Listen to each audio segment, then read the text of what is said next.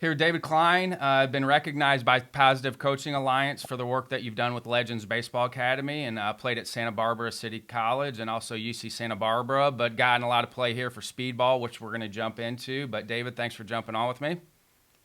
Oh, Ryan, thank you so much for having me. I'm really looking forward. It's a really big honor, and the ABCA has been such a tremendous part of my life and my growth. So it's really good to be here with you. Hey, do all roads lead back to Jerry Weinstein? Oh I call man, him baseball. probably. I call him baseball Yoda. But do all He roads lead back to really. Jerry? I think they probably do. I think everybody's got Jerry like in their coach's tree or been involved with somebody who's been involved with him. But what an incredible human being to still be of his age and to give like he continues to give. But I played for him on the 18-year-old Jewish national team in Israel. We won a gold medal together, and we've been friendly ever since. Was that the only time you had been to Israel? No, that was the first time I'd been to Israel. I then went to Israel on a birthright trip. I then went to Israel on a 6-month experience where I met my wife, where I set up the first and only baseball and softball specific birthright trip. So I've had some really good ties back in Israel. And then I was involved with the 2012 and 2016 Israel World Baseball Classic qualifying teams. Love it. How did you get from New York to California? When that dot-com boom happened, my dad took a job in Northern California and moved out here and been out here ever since. Love it. Was the goal to always stay in Menlo Park after you graduated? No, What not were at you going to all. do? I mean, come because it's the same thing for me. My path completely changed after college. But what did you think your path was going to be coming out of college? I wanted to be a big league ball player, just like everybody did. Realized I wasn't going to be a big leaguer. Uh, When did you figure had a out lot of you? rough. When did you figure out you weren't going to be a big leaguer?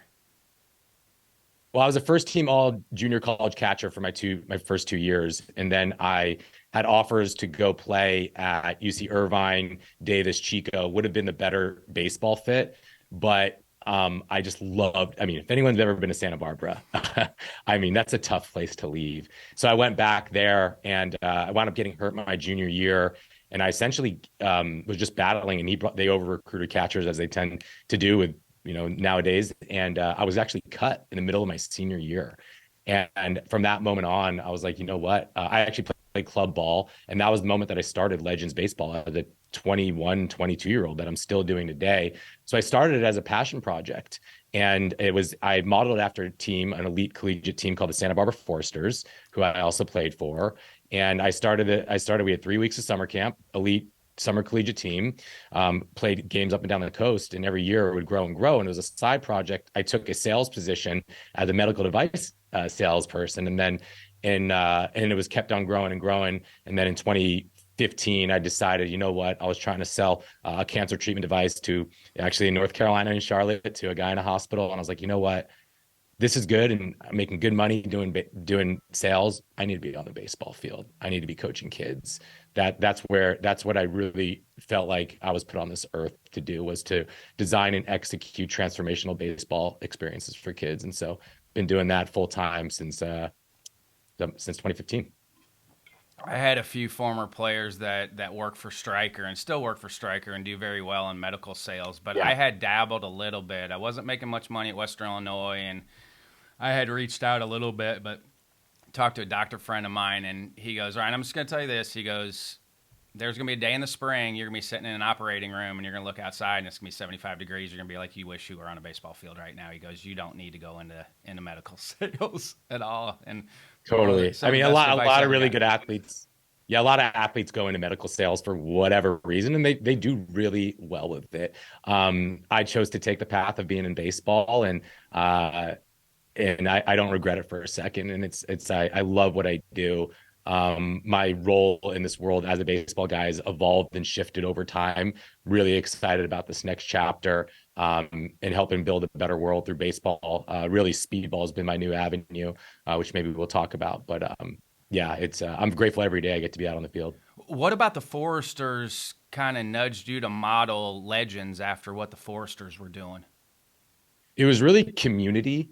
that I love. I don't know if you know Bill Pintard. He's the kind of I know legendary the coach. name of the team because it seems like they're playing in the Wichita tournament every year. It seems Yeah, they like they win go to it. Wichita every year. They probably win it 4 to 5 years. It's just insane. He's just an incredible recruiter, incredible person. It was really the community and just that they put together. They did a lot of giving back, and I was like, man, like I love the idea as much as I love being like affiliated with the school. If anybody's ever been affiliated, been part of summer collegiate ball, there's something about summer collegiate baseball that's really special. There's no parents involved. There's no grades. It's you're playing in front of big crowds often at times. You coach camp during the day. It's pure baseball, and I absolutely loved it. So I started off the first few years when I was the player, coach, manager. I had my mom flipping burgers, my dad announcing the game, my brother coaching first base. I'm on second base, putting on steel signs, telling the guy to go warm up, and that's how it started. And then every year, and then after a few years, where we got pretty good, we joined the California Collegiate League. I coached in that league as the head coach. I obviously hung up the cleats eventually. And over those 8 years, we put through 50 professional players that moved on to Major League Baseball, three big leaguers, had two Olympians, and we've got one guy coaching in the majors right now. So we've had some really cool outcomes, but it's more about like the relationships and the memories, during those times that I really think about. And you and I are on the same page as far as helping youth baseball and making it more fun for kids. And you've done a good job with that with speedball. How did you come to the realization that I do need to make some modifications for what the younger kids are doing with the game? Um, During COVID in Northern California, we were told that it was the beginning of COVID, right? Nobody knew what the heck was going on, right? And we were told that the only way that we can engage kids youth programming legally within our county was that we had to stay in what they called stable pods of 12 kids for 3 weeks at a time. And so we had 12 kids in a pod during a summer camp, and you signed up for 3 week sessions. And so we had to figure out how to play real baseball games with just 12 kids. So we did a bunch of trial and error. And what we figured out was like, hey, okay, I'm pitching on the mound. Well, then that's one player. Then we have 8 on defense, and then bases loaded plus a hitter. That's 4 hitters. Okay, well, let's go 3 teams of 4, rotating from hitting to 3 outfielders and a catcher to infield. And we just started playing with it. And I was like, wow, this really works. This is really fun. Kids are in small groups. They're getting tons of at bats. It goes super fast paced. We started to experiment with different rules. So then we took that and in the fall of 2019, we created there was a crucible moment where I was like, all right, do I want to go back to travel teams? I've just did 5 years of travel teams. I don't like it. I'm about to have kids. I don't want to keep giving up my weekends to go, spend all weekend at a facility. I don't know if it's going to work, but let me just try it. The worst thing that happens is it doesn't work and we just go back to travel ball. So we did in the fall of 2019. And Ryan, it was so awesome. It looked, we just called it 4 versus 4 versus 4 baseball. It was just the 4 versus 4 versus 4 baseball league. That's all it was. Gave them great jerseys. We had music out there, and we just tried to do it up and take what essentially some might do in high school as like a scrimmage and just kind of College class it up. too. When we were short players because of class time or whatever, we would split them into 3 teams. Because 2 would have to play defense, 1 would hit, and then we would rotate the 2 teams that played defense. 1 would go to offense, the other would go to defense, and that's how we would make it work when we didn't have enough players to field 2 teams, and that happened a lot. And honestly, that's how my youth practice plans that I sent out. The back end of that is after every kid hits, every defense rotates, and every kid runs the bases. It's very similar, and that youth template's been with me for years, but it's the best way to do it for that age group of kids because it keeps them moving. They learn all the positions, and it's way more fun for them. There's a lot less standing around. Oh yeah. I'll get into all the things that we've observed. But back to your original question, I want to give you the story that was the precursor to why I decided that I really did want to do this instead of travel ball. I think it was 2018, 27 or 2017 or 2018. I'm living in San Francisco with my fiance at the time, or actually she was my wife at the time. And I had a 9-year-old travel ball team. And I woke up at 5:30 in the morning and drove all the way from the marina of San Francisco all the way down to Sunnyvale to Twin Creeks to coach a 9-year-old travel team. And it was a Sunday morning. We had the 8 a.m. game because we didn't do well in the seeding the day before. And it's a AA team. We're fairly new. And I remember showing up and I look across the field and I got these coaches with pot bellies and handlebar mustaches and they're flipping soft toss to their kids and they're getting after it. I'm like, oh man, I learned that they're a majors team and we're just a AA team. And I'm like, this is not going to be good. The game starts and we just got absolutely destroyed. We didn't sign up for the majors division, but they didn't want to give refunds in order to keep the game going. They put us up there against this Grand Slam division. So we played, I think we might have ended, it must have been like 15-2 or something like that. So we got it in about an hour. And then the kids are running out in the top of the fourth inning and they called the game after an hour. And I just remember the kids, I felt so dejected and I felt so bad for these kids. I was like, all right, guys, like game's over. The families are out there drinking the coffee. It's like 9 a.m. They wanted to have a full day out at the yard. And I walked down a line and I just remember telling myself, this is not right. This is not how it's supposed to be. This is not good for kids. It's not good for families. And I just don't want to be a part of this anymore. There's definitely a place for travel baseball. It wasn't for me anymore. I left the facility that day and I called my coach, Coach George. We call him Fire Flame. I was like, George, we will never set foot in a travel ball facility ever again, ever. And I haven't been back. If I'm ever a since. travel youth coach, I'm bringing wiffle balls and wiffle bats with me just in case something like that happens. Okay, we're going to go to a side field here and play wiffle ball for a while. We'll even let the parents get involved. We'll let the parents run out there with the kids and have a good time. Like, just make it work. Like, because it happens a lot with travel tournaments, and like you have a whole day planned. All right, even if we go to a parking lot here and play wiffle ball for a while, let's just make it work because it happens a lot in the travel space. Totally. For me, I just decided that, like, again, I was having kids and I didn't want I don't believe personally, there's so many great things that kids should be doing, holistic things, playing outside, being kids, a diversified portfolio of different things, giving up weekend after weekend, the entire weekend and bringing your entire family out there. That wasn't something that I wanted to be involved with. So I was like, man, like, is there another way? There's only Little League or rec ball and there's travel ball. Is there another way? Well, maybe this speedball thing or this 4-versus-4 baseball could be it. And so fast forwarding again, been doing it forever. I mean, soccer's basketball's got 3-on-3 tournaments. We got indoor has done it forever. We got flag football is getting huge right now.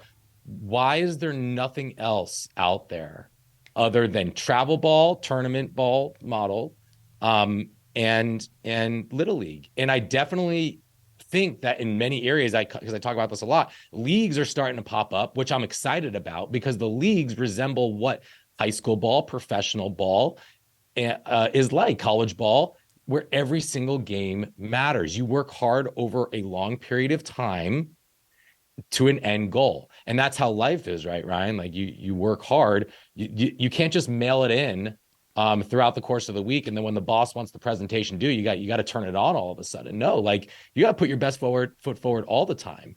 And so I'm far more passionate about finding new ways to engage youth and grow the game than what everybody else is doing. And don't get me wrong, there is a time and a place for travel baseball. That will serve a certain subset of kids. But if you want a little bit more than Little League, you want some professional coaching and you want to have fun, you're not really ready for that travel ball experience yet, there needs to be a third option.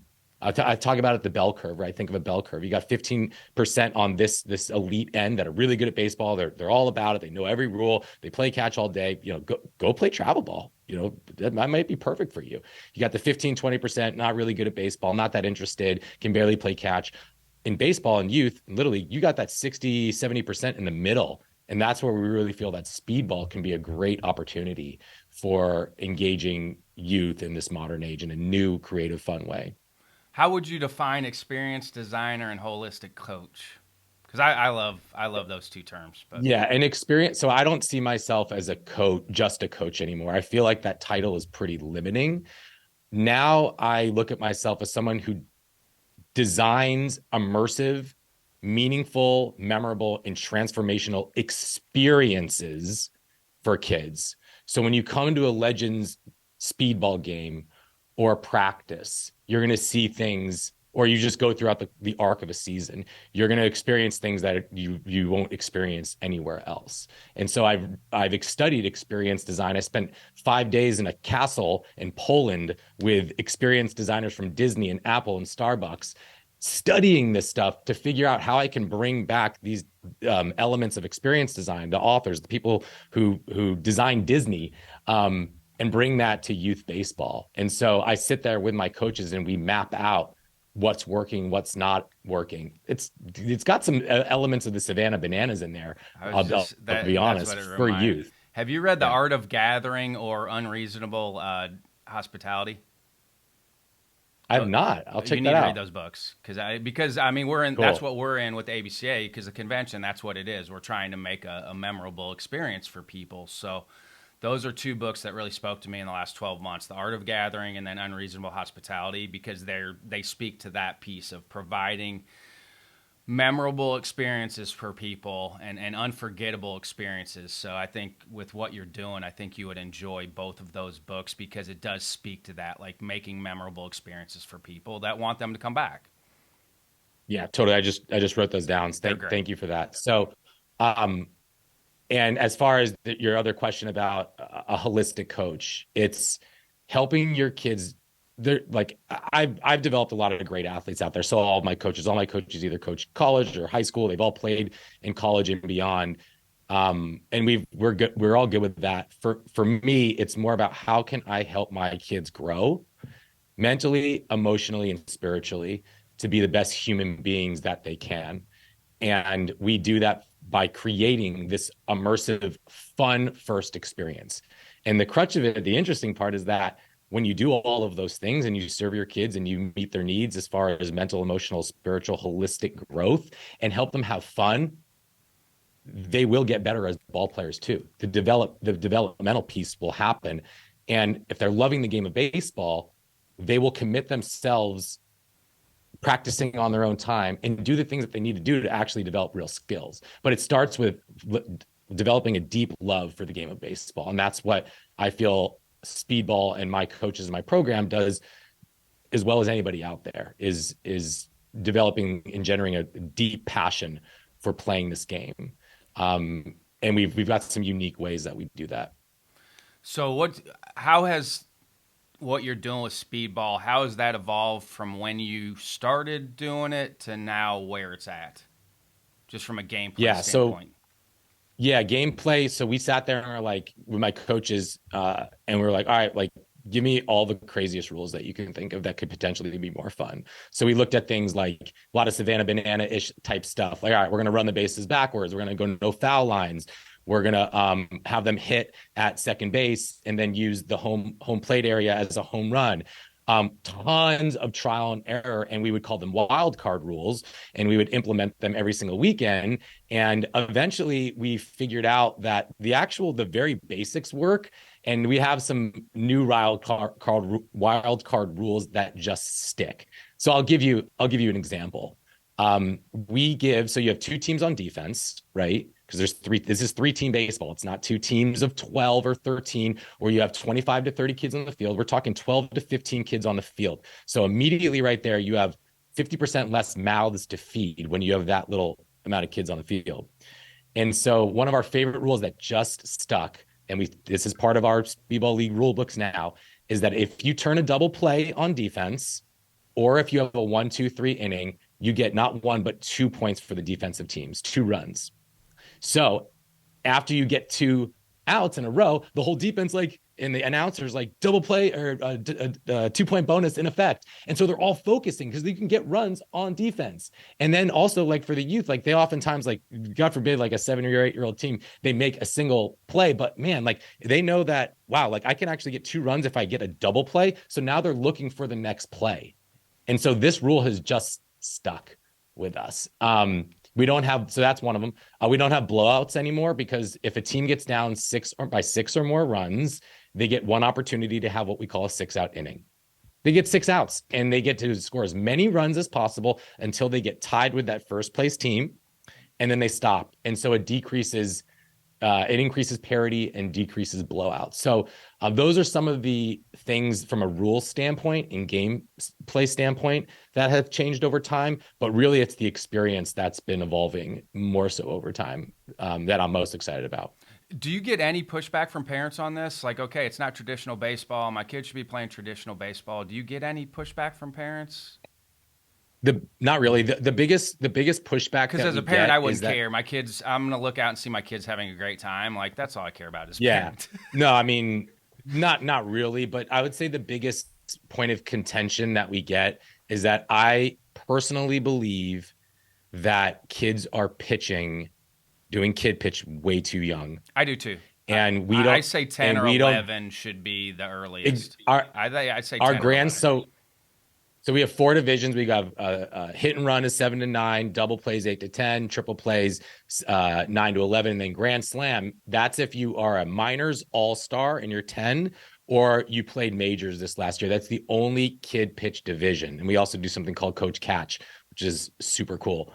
But the 3 younger divisions, it's all what we call pro pitch, where we have ex-college athletes like myself, professional pitchers that come in and they modulate pitch speeds and make it super challenging, but they're pumping strikes in there. And that's how we allow the kids to get 10 to 15 at bats a game. So back to your question, the biggest rub that we have is the parents like, all right, my kid's 9, like he just played kid pitch. I got to get him ready for the next level next year. What do we do? And I'm like, all right, well, we will work on pitching at practice. We'll do short boxes and little bullpen things and this and that. But what they're not going to get by developing on the mound while everybody else is standing there pulling their hair out, they're going to play every position on the field. They're going to get tons of reps in the field. They're going to get 10 to 15 at bats. They're going to have fun. They're going to be out of breath playing baseball. So that's the biggest rub that we have, is that we believe that this coach pitch or pro pitch model is really the way it should, and it's a better way. By the way, if you play a position and you can hit a target, eventually it's probably going to translate to the mound as you get older.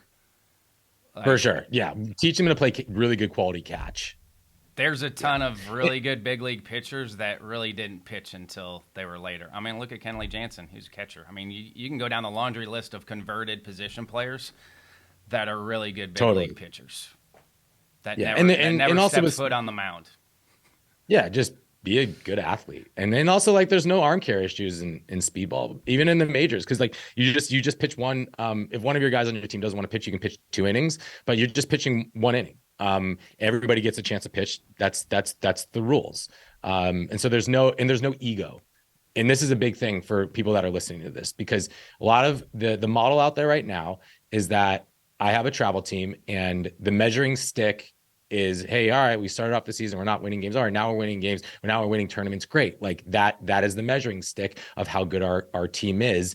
Are they developing so they're winning games? For us, the measuring stick is, are they having fun? Like, are they having progressively more fun? Because it's all internal, what we have going. We're not playing other programs out there. It's all within our own thing. So I don't care who wins and loses. I'm literally just trying to make sure that they get as many repetitions. They're supporting each other. They're having fun. They're learning about life. That's the measuring stick of success, and it's not winning. And that's a really important difference to what is out there right now. What is Coach Catch? So you probably experience at some level little Johnny putting on his gear, and it just like we're waiting. We're waiting. I caught till high school. Yeah, I was a catcher myself. And then every pitch is going to the backstop, and then a walk or a single turns into basically a home run, and it just is brutal. So what we do, we've done this at our triple play division, and if our grand slam division, we don't have enough catchers in the group, we'll just bring out a high school or college or a coach, throw them in gear, put them behind the plate, and now they're learning, and they're just pitching to a coach. He's sticking balls back there. He's helping him. He's working with them, and it just allows things to go way faster, because this is very much like it follows the trend. We were just doing it before Major League Baseball. This is fast-paced, action-packed baseball. It's not boring whatsoever. And having a coach behind the plate really speeds things up in between innings and during while the game's going itself. So how are you balancing practice time and then when you get, or is it blended? Are you blending practice time with when you guys are going after it? No, we do 30-man divisions, 6 teams of five, and we run them like high-level college practices, essentially, where just small group rotations. We'll have 5 or 6 to 1 ratio out there. We do everything outdoors. We're fortunate. We live in Northern California. We'll go indoors if it's bad weather, and we do a 1 2 hour practice once a week, and then games on weekend. And we just run super developmental practices, and then we have a whole bunch of life lesson curriculum that we incorporate into it. Okay, and you know the thing we run into with youth baseball here is we don't have high level coaches. We have moms and dads that are trying to do this for the first time. Do you have anybody in an area that maybe doesn't have ex college or ex pro coaches that are running a speedball league? Not right now.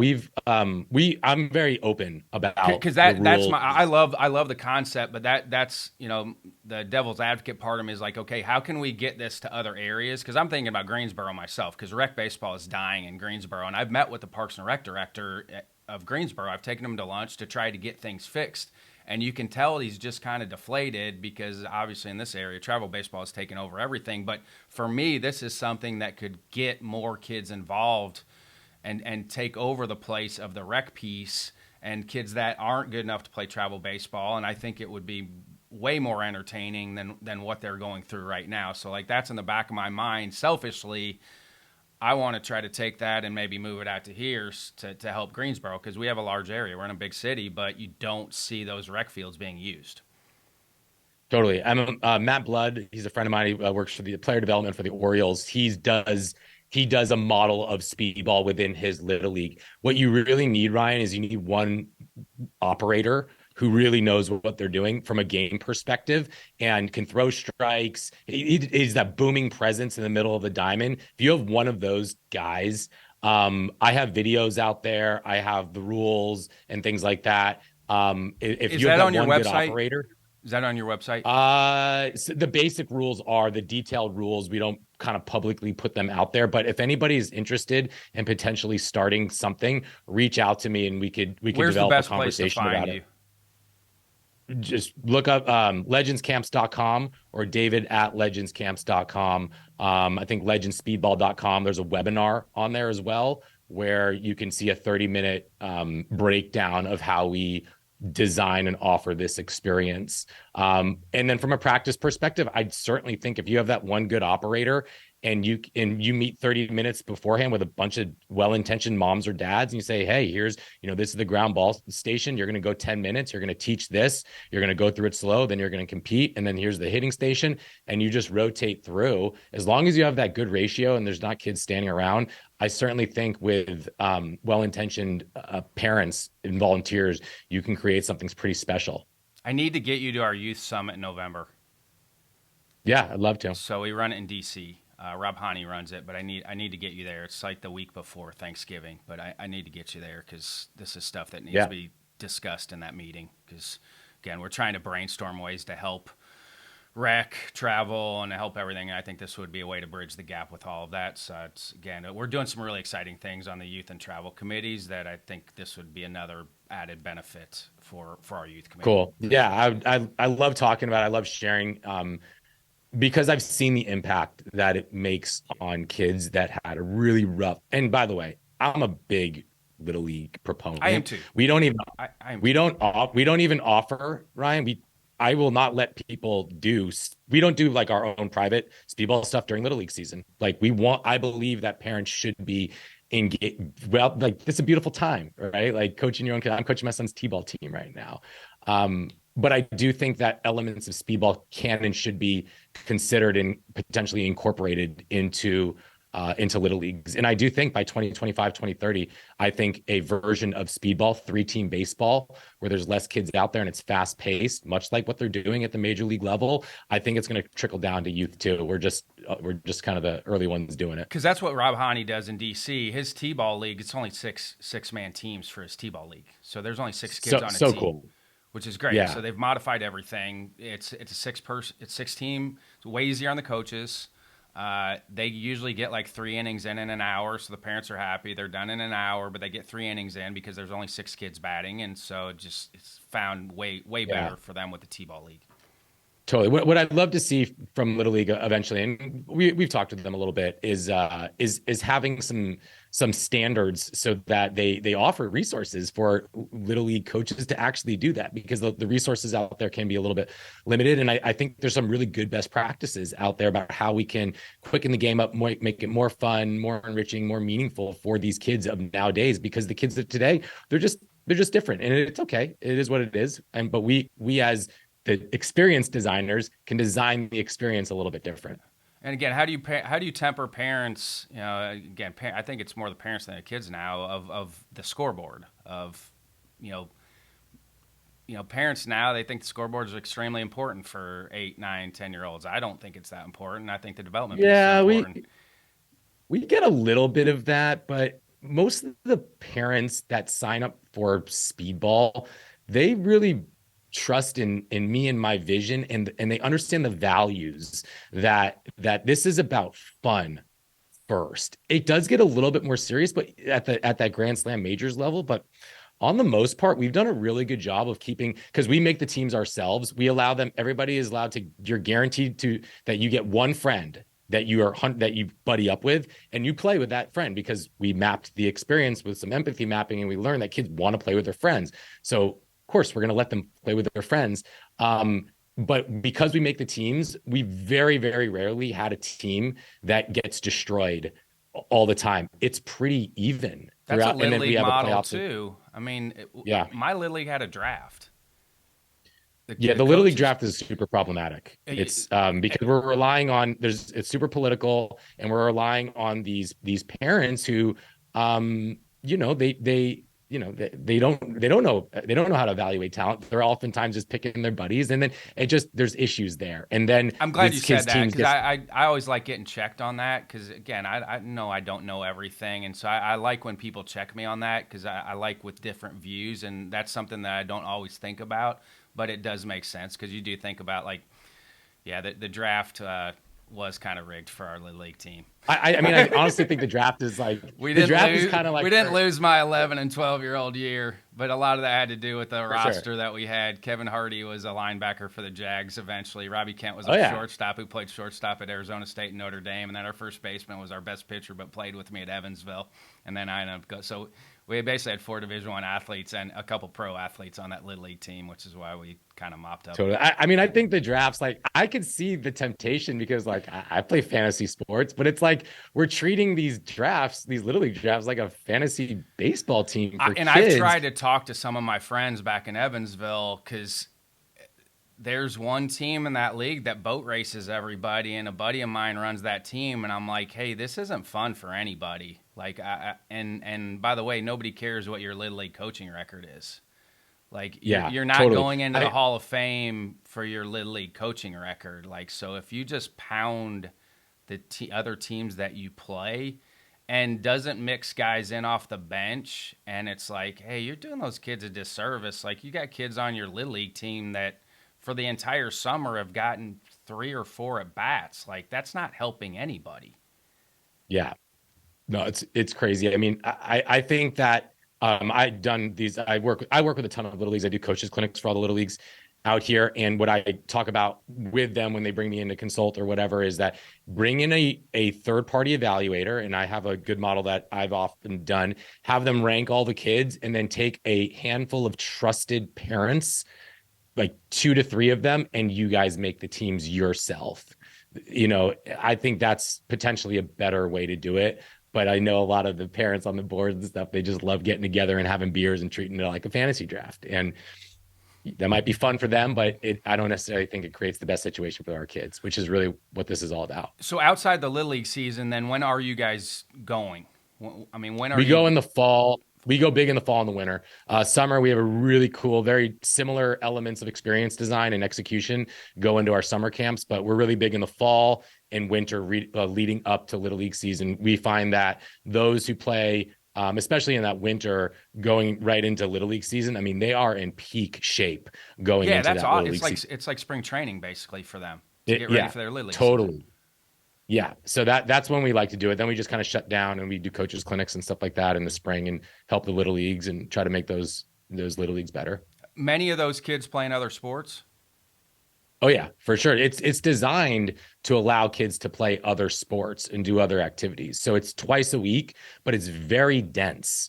Meaning that like you're getting literally 15 at bats in an hour and 45 minutes with our pro pitch, coach pitch divisions. And then those practices too, like we are right into it and you're getting a ton of activity in those 2 hours. And then I believe that it is part of the experience. We engage our kids a lot off the field, primarily through video and at-home challenges. So I wrote this little handbook behind me. It's called the Legends Life Playbook. It's one challenge every week. And if you complete the challenge, these are all like lesson type things, goal setting, developing pre-pitch routines, meditating, eating right, sleeping right, developing certain friendships, looking at balance, leadership lessons, watching baseball. You get, do I have any of them around here? I don't think so. You get a Legends token. It's a wooden token. You get these tokens for being a good teammate, doing the Legendary Life Playbook. You redeem these tokens at the games for prizes. It's just fun. It's just fun. But then I send these videos through an app that I use called MMHMM. It's like a Zoom or Loom recording, but like I'm sitting in the slides and I engage the entire family with certain things, like for instance reset strategies. Like baseball is really hard. Kids need to learn how to self-regulate themselves, so we have a list of 10 self-regulation reset strategies that kids can implement in their games to help them reset when they struck out and they're crying, or they're standing in right field and they're pouting. The parents, we have a shared language. This is the reset button right here. You come to the games, little Bobby's crying out in right field. You see mommy out there. Hey, Bobby, reset button. You see him take off his hat, look at the inside of the bill of his cap, take a few deep breaths, and he gets his mind right. So we engage the entire family through video. And we learned that that's a really powerful way when you can create shared language and create a whole family system around supporting this child. And so we hear a lot about our speedball program, about how not only did it just help our little kid have fun, it actually helped their whole family. Love it. What are some other practices that maybe need to be adjusted with the younger kids that you're seeing? Um, I think that, well, there needs to be coaching resources for little league coaches in general. They're just kind of thrown to the wolves. Like there's no videos out there. Like they need that. But I also think that we get so stuck on like, we got to win, we got to drill them into the ground, like we got to grind. And my practices typically start by sitting in a circle, and I call it the campfire. And I started it during COVID after the kids were online from 9 to 3 p.m. And then they come to me and they're masked up, and I'm going to put them right through a bunch of drills in like that college level, high level practice. When are they going to have time to just be kids and just play and talk? We create space for them in this, what I call this campfire for them. And we do fun things. We'll play telephone, we'll set goals, we'll self-reflect on the last game, we'll do one-word stories, we'll play two truths and a lie. And we start and end every practice in the campfire, where we set intentions at the start and we self-reflect at the end. And I find that it's a really powerful way to engage your teams. So that's just one of the things that we do that I find is really powerful and super important. That's one of my tips when I go on the circuit and I speak to coaches. It's you need to have a transition into practice, but you also have to have a transition out of practice, because there's so much stuff going on in the outside world. You have to allow your athletes to have that transition from the real world to now practice time, but now transition back out from playtime or training time back out into the real world. So I love the campfire idea. It's awesome because you're allowing them to transition in, but then you're allowing them to transition back out into the real world too, which is great. Yeah. One of the other things from an experience design standpoint that I think is unique that we do is, and I always think about this quote, repetition is the death of memory. And so if there's a goal to create a memorable, transformational experience for kids, but every day that we get out there, we roll out, we put on our cleats. All right, guys, go touch the foul pole, come back, dynamic warm up, and throw. Is that memorable? Uh, I don't know. Like, I don't think so. It's the same thing every single time. It's like driving to work every day. You're not going to remember that drive to work. We're trying to create a memory here. We're trying to make it transformational. Like, so my coaches, every day we have a different practice starter that's completely bonkers and off the walls and oftentimes very different. And we'll all sometimes start with it, we'll sometimes end with it, but we want everything to be completely different. And we don't go and rush touch foul poles. We don't do dynamic warm-ups, and our throwing programs are different also, because What do you do that's for warm up memorable. then? I mean, what are you doing to We get run them back? we typically run, for the younger kids, we'll play games like playground games. We'll play sharks and minnows, we'll play chaos tag, blob tag. We'll do base races. We'll do things like straight up, like just getting them sweating and moving, because these kids, and I talk about this online, and people are like, no, like they're 7, they need to learn to like stretch properly and dynamic. I'm like, they're not going to do it right anyways, and they'll learn that stuff later on. Like, I promise you, they'll learn it later. Like, let's just get them sweating and having fun. So we do a lot of base running stuff, competitions to get them started, to take the edge off a little bit, and then playground games. Like I said, like chaos tag, sharks and minnows. We have a really cool like Rochambeau type competition. Fun ways that also oftentimes teach life lessons at the same time. So we're not speaking to them about life lessons. We are having them experience the lessons in a game itself. Is there anything if you could go back and start over on this, is there anything you would change in the beginning? For speedball, Yeah. not really, because I think that Because it's all try and error and it all experimentation needed anyway. Yeah. it Yeah. all needed to take this necessary evolution.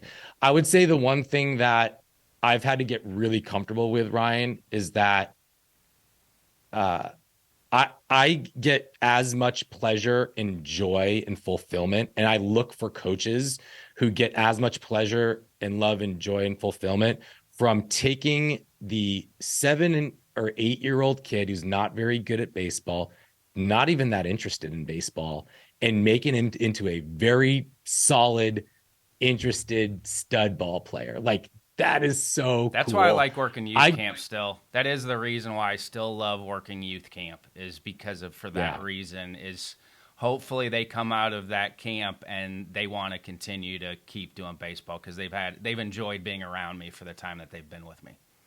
And I look for coaches that have that bone. And not every coach has that bone, and that's okay.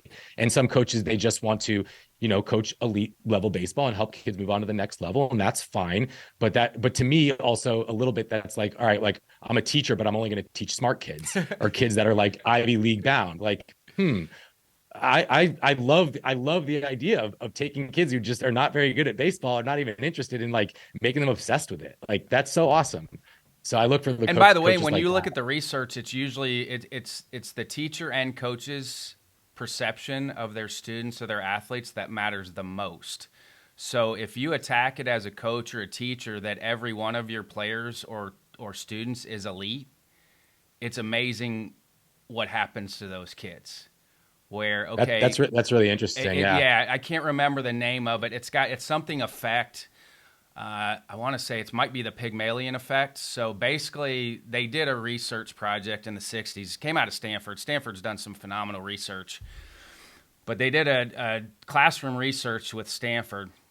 And so they went into the classroom, and I have a psych background, but they went in the classroom and they told the teachers that they were going to test their students and they were going to give them the survey and they're going to come back and tell them who the elite kids were in their class. So they did the psychologists did the tests. They came back to the teachers and they said, hey, these 5 students are your elite students in your class. the survey was made up. It was false. It didn't say anything. So that's the great thing with psych projects is basically what you think they're testing is not what they're testing to throw off the biases. What they found Totally. after the class is those 5 students performed better than the rest of the class, regardless of what their aptitude was before the class had started. So what they found, it was actually just the teacher's perception of those students that made all the difference in the world because the teachers thought they were elite. So they gave those kids a little extra time. So again, as a teacher or coach, treat all of your players or students as if they're elite and gifted, and you'll be amazed at probably the results that you get out of a little kid. Yeah, that's really powerful. And I think all programs, so we also we don't cut anybody, Ryan. We take every player. If even if you're a beginner, up till about 11 years old, we'll take every player. And I talk about it a lot online, and people say like, "Oh, not everybody like can do that," and I get it. Like you don't have you can't take every player. You don't have enough coaches. You don't have enough fields, enough time. But I really anybody listening to this, I I hope I can inspire you to maybe create a portion of your organization which is for kids from disadvantaged backgrounds or for kids like a starter program or like a first timer program. I just I think there needs to be more of that in this world where we're offering great coaches to kids that are not considered great because right now that talent gap is just getting wider and wider because we're taking these early developing 7, 8, 9 year olds. And then those guys who just developed early or their parents played the most catch with them, those guys are getting access to these really good coaches. And then that talent gap just gets super wide. And then that little league experience just gets generally it's less fun for everybody involved, but we can narrow that talent gap by giving opportunities to everybody. I'm working with a 10-year-old in town. A coach told his mom he started too late and he shouldn't be playing baseball. So she told me that. I was like, I'll work with him.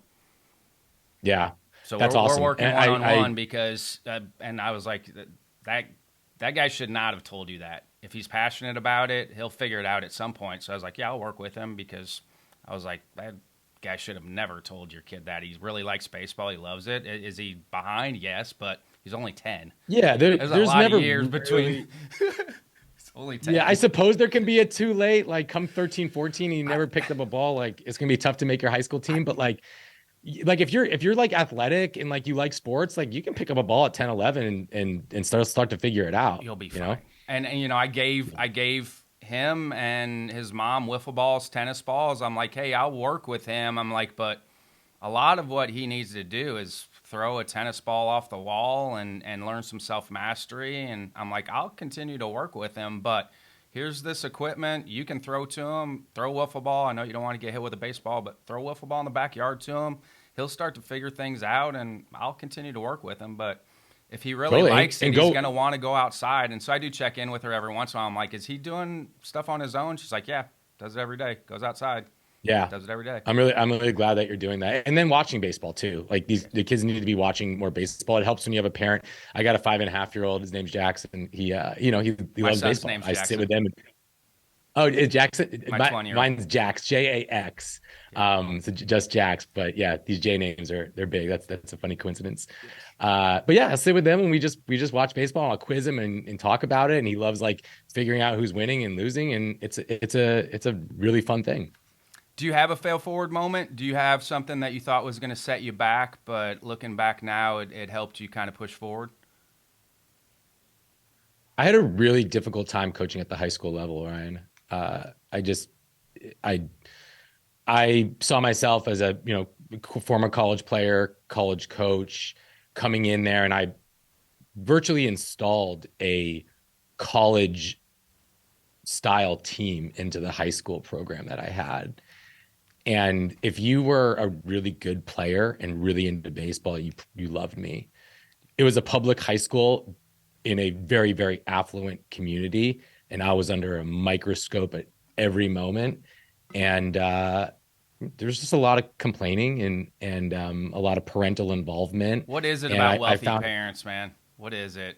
yeah, I don't know what it I went to is. Catholic high school, but it was a blue collar Catholic high school. Like we had some rich kids in high school, but 80% of us were blue collar kids, so it wasn't the same as what some of the other coaches have to deal with. Like I have a very, as you can probably tell, I have a new school mindset and approach, but like an old school work ethic and upbringing Mine too. where like we did weights, we did, mental training. We did all the things like every second on that field was treated like gold. And like, yeah, maybe I was too intense, right? But I did 3 years there, then it was my time to go and move on. And I would say that it from the outside, it probably looked like a failure, but I learned so much about how to better engage Gen Z and the youth of today through that experience. That was my most difficult coaching experience to date.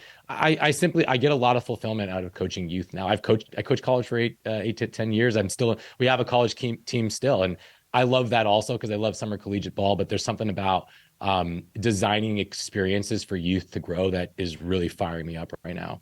Yeah, I love asking that question, and everybody's had to answer it. Anybody that's been on here has had to answer that just because we've gotten so many good answers, and it really is just about perspective. And, the universe, you talked about spirituality. Like, for me, like, what you think maybe should have happened at the time, it may have not worked out for you, but you look back a year down the road, 2 years down the road, 5 years down the road, you're like, okay, that happened exactly the way it was supposed to happen. And so that's why I like asking that 100%. question. Yeah, you just, at the time, you don't always get it, but you look back later on, you're like, okay, that happened exactly how it was supposed to happen. I didn't realize it at the time, but the universe had different plans for me, and it's way better than what I thought it was going to be at the time. Yeah, I think most people, especially coaches who really are self-aware, have those moments, for sure. I mean, I wouldn't be where I am today and have the approach and perspective that I have if I didn't go through that high school coaching experience. And so, I think about it a lot. And there was also a lot of, and there's probably some coaches out there that can relate. My ending there wasn't necessarily a positive one, and there's still a lot of pain there, where there's a lot of, I was weaving a tapestry of relationships with kids and families and community, and a lot of those ends were really frayed. And I still keep in touch and have positive relationships with a lot of them, but you make mistakes and you move on. I don't really think I made a big mistake. I did the best that I could with the knowledge that I had at the time, but I've certainly learned a lot from that experience for sure. I think there's a false narrative out there with the younger generation when they say find your passion. I think it takes you Yeah, a long time to find your passion. I think there's a lot of trial and error to find your passion. I think this generation of kids just thinks it's gonna fall in their lap. You better work a bunch of different jobs. You better work a bunch of different things, meet a bunch of different people, and then you might run into what your passion is. But I think that's just a false narrative now with the younger generation. They think that they're just going to run into a job that they really like, and they're going to be able to roll with that for the rest of their life. For me, it's not a thing. Like, I'm glad I worked the yeah, million jobs that I worked before I got to the totally. job that I'm in now. I love the job that I'm in now. I'm passionate about it. I was passionate about coaching, but I wouldn't be in this position if I hadn't coached college for as long as I did, or worked in a restaurant in high school, or done all the million things that I did before I've gotten to be 48. I just think it's a false narrative right now with the generation that's coming out. Yeah, I think so. I think, find what you're good at. Like, what are you good at? What is the combination of what you're good at, what you like doing, where you feel you can grow, what you could, and then go with that, but then trying different things. I think that's a huge thing. And I think any parents out there listening, like, yeah, like put your kids to work early. One of the things that I love doing is a lot of the kids that age out of our program, we put them in, and we put them to work, either volunteer internships or paid internships. And again, like I'm all about coaching youth, but like there's other things that are firing me up. I love coaching coaches. I love giving young adults their first job. I find it so cool to see someone age out of my program. They're 13 or 14, and then having them run like our 6 to 8s during camp. Like, what a cool thing for them to learn and experience, and for me to watch them go through the program and now give back to other kids. So yeah, I mean, work experience is massive, and I do agree with you that Giving it's hard to back's a make money. huge one too. Giving back, like people don't realize until you really have done it, invested in giving your time or resources. Everybody thinks like donations, money wise. some people can't afford that. Give your time. Like if you can't afford to donate Yeah. money, then give your time. You'll be amazed at how much better you feel. I actually, we have a company here in town that feeds the homeless. It's called Helping Hands, and they Yep. feed the homeless the last Sunday of every month. But I dumb luck to help them. Friends of mine were like, "Hey, this foundation needs help." I'm like, "With what?" They're like, "They need to take donations at the Bruce Springsteen concert."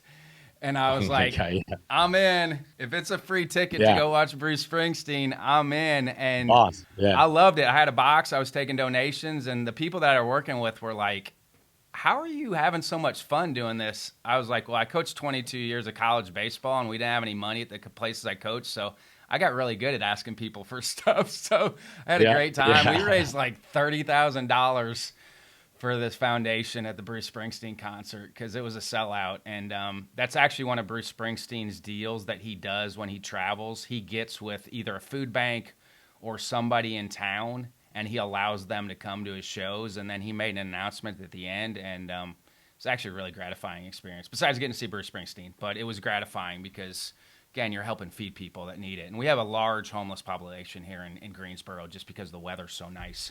We have a very large homeless population here in Greensboro. Yeah, I think that we get I think our society in America, different than Eastern society, we've become very individualistic, and we want to become elite, and we gotta grow, and we gotta be, the best versions of ourselves, and excel in school, and and all these things, and we get so programmed, and we're insulated on our phones, and we forget that we are so fortunate. I mean, we live in an incredible country.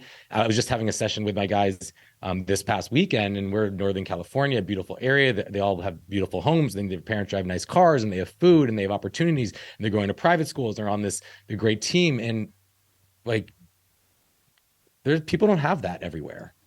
And I think opening your kids up to that is a huge thing, because right on the other side of the tracks in my town, there's kids that have none of that, and there's 10 people living in a house the size of their living room.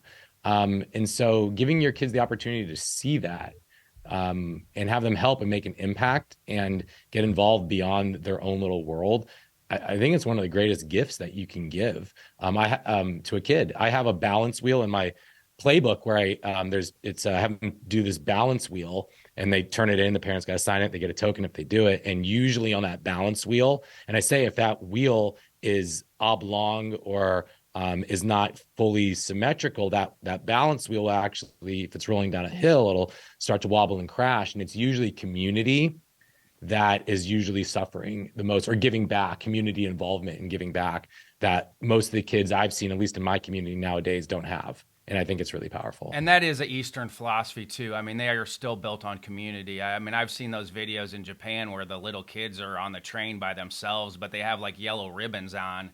So like the adults in the community know if a kid has yellow ribbon on, they're by themselves getting to where they need to get to. But there's like videos of like 7-year-old kids going to the grocery store to get stuff. But like it's Totally. community based. And when you Yeah. talk about And spirituality, I mean, are you talking more Eastern? Because I tend to go more towards the Eastern part of the world for the spirituality yeah, piece than I do the Western part of the world. That's just my personal opinion. Again, I'm not here to talk about yeah, religion or faith or any of that, but I do yeah. venture I more think, towards the Eastern part of the world than I do the Western part of the world for pay spirituality. attention to like the content online. Like there's so much stuff out there, like baseball content, right?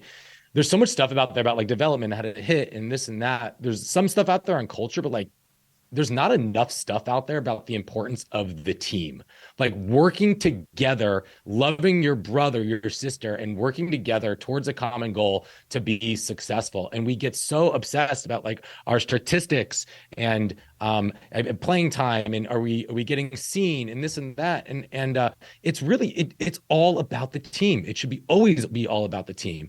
And it's this whole idea of like minor league versus major league mentality. I feel like today, more so than when I was growing up playing baseball, there's often times where kids, maybe they're like a high school team, they're silently, I think, rooting against it's this minor league mentality, because these people are their competition, just like in the minor leagues. Like, this guy's playing well, this other second baseman, I'm rooting against them because he's going to get bumped up.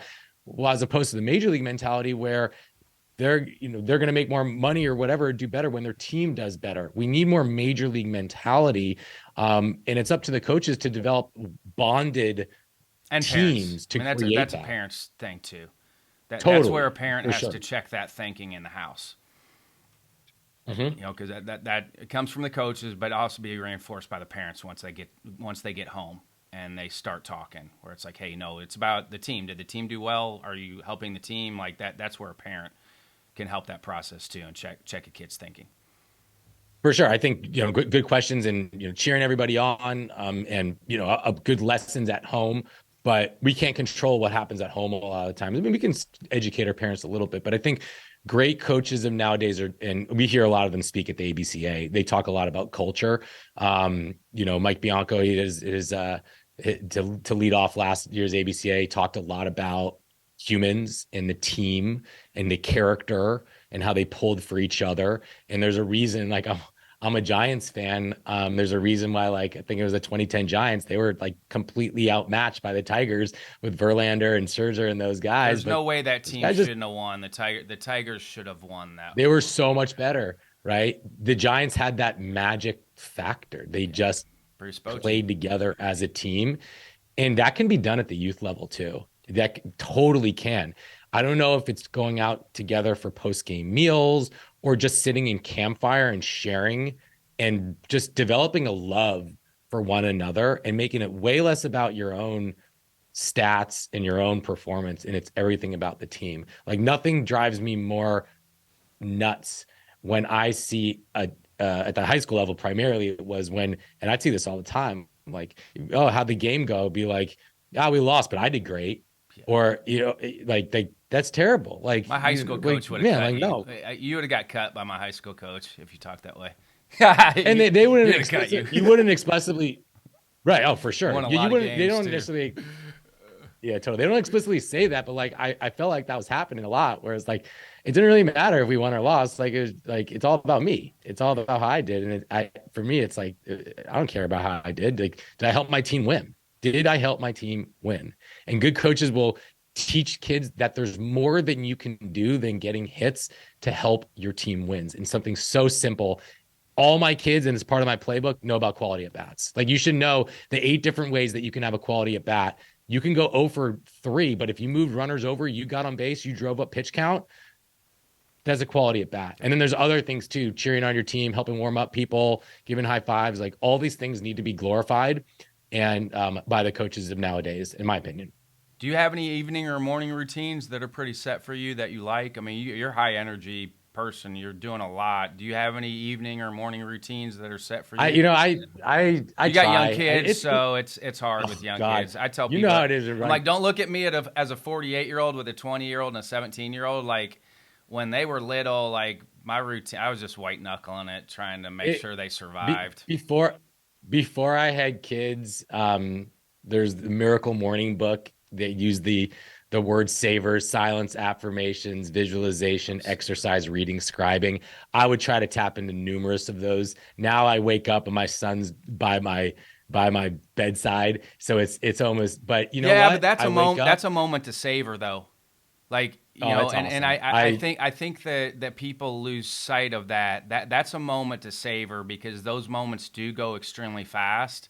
So I think even if that's like okay, he's there with me, and I did an awful job of that as a parent. Like I didn't savor those moments when my kids were little because I was focused on coaching and that piece. So I think I did an awful job. Luckily, my wife is a saint and she did a great job with our kids, but I think I was extremely focused on what I was doing with our team, where it was hard for me to separate what I was doing with our team and recruiting and all of that, and then the family time. So I probably could have done a much better job with that. I'm trying to make up time for that with my kids now, like going to the Blue Ridge it's really and it's hike with my 20 totally. year old. But I think that's part as a young parent of try to savor those moments because they're fleeting and they go extremely fast. Yeah, no, I hear you. And I really value that hour in the morning that I get to wake up, and yeah, like I'll try not to check my phone, and I'll just sit there and we'll make pancakes like I did this morning. I'll drink, I usually try to drink a few tall glasses of water, take some probiotic, drop my son off at school, have good conversation with him, don't respond to anything, connect with my wife at that time, I get right to the gym, 5 days a week right now. Well, good for you. Occasionally here and That's there. awesome. Yeah. Yeah. And occasionally I'll miss. I got there this morning, but 5 days a week, no matter what, just take care of me. At the end of that, I try to get a good sweat. I try to meditate for just a few minutes or have a few minutes of silence. And then I basically just get to work. And Hey, then when when you I, sit I down to meditate, are you just silent with your meditation? Are you doing any five senses stuff? Because I always start with five senses, where it's what I hear, what I see with my eyes closed, taste, touch, feel, and then yeah, I try to blend all five together. And then I do have a mantra, but I did not have a mantra forever. I mean, I started with Headspace. Really, that's where I was doing some totally. progressive muscle relaxation techniques for a long time because I did them as a player. But then when Headspace came out, that was really my first guided meditations that I had gone through. What was Yeah. Headspace, and now I'm to the point where I can actually do it by myself. Um, I think people get Totally. sideways with it. You don't have to spend a lot of time doing it. Like I'll do an No, afternoon that one every once in a while. It's 3 to 4 minutes. Close my eyes. but right before this podcast, the last thing I did, I closed my eyes for like 3 minutes, and I was visualizing the listeners. I was getting still. I was just thinking about how I wanted to show up, and then the last thing I do is just I want 3 breaths where I'm just focusing on my breath. Like if you can just commit to three, just three, where like you're totally in the moment, and then if I do that, then I can move on, and that's how I ended right before I came on the show. Yeah, But love it. yeah, it's a practice, and I'm way more I struggle with creative it. by doing it. I've told the people that I'm way Yeah, more creative when I come out of when I sit in the mornings, when I come out of that, I have ideas, whether it's podcast guests or I just have way more ideas. I'm way more creative since I've been sitting down. It's been pretty consistent for about 6 years now where I've sat down every morning. yeah. That's the first thing No, I do. good for you. It's I've hard done. though. It I'm is good. so hard. There's so much going on, but I can tell when I'm starting to slide on my routine and where I need to get back. That and drinking more water. Those have been Yeah. meditation and drinking more water have been life changing for me.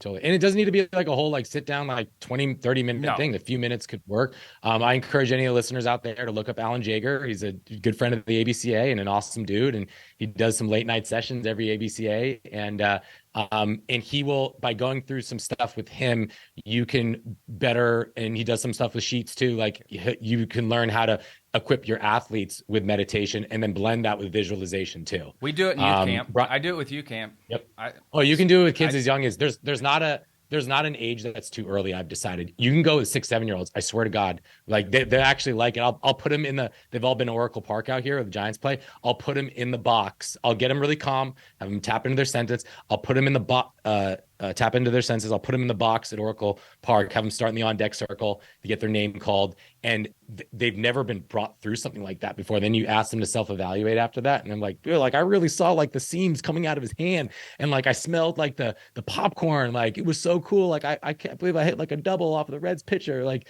it's a pretty cool thing because I think visualization is such an untapped method for helping kids grow and develop and be a high performer. and adding breathing into your game routines. Okay, if you're dealing with a kid who's kid pitched for the first time, have them take a deep breath after they get their sign. Deep breath. Go through your delivery. Same thing. Take a deep breath before you get in the box. You can do that with a 6-year-old, and I've done that in camp settings Oh, with 6-year-olds. Is okay. We're going to talk about getting in the batter's box. Okay, what do you have to do first? Get your sign. Take a deep breath. Get in the batter's box. You can do that with any age kids, and it's amazing how much better their performance is going to be because they're a little bit 100%. more relaxed, but now they're developing a little bit of a routine before they have to do an activity. So There, like you can start with any age there's kid. three sort of mental game things that any like if there's three things that they'll get by playing speedball or my high school prep team or anything that you have to have, It's one, I want you to have a go-to reset strategy. And that reset strategy will be your reset strategy, not just on the field, but potentially for the rest of your life. And you got to figure out what works for you. The second is you got to understand quality at bats because it's not just about you out there, it's how to help the team. And the third is a pre-pitch routine at the plate, on the mound, on defense. Take Ken Revisa. I mean, 15-second deep breath. funnel. Andy Yep, McKay's exactly. beautiful with the Deep 15-second breath, funnel.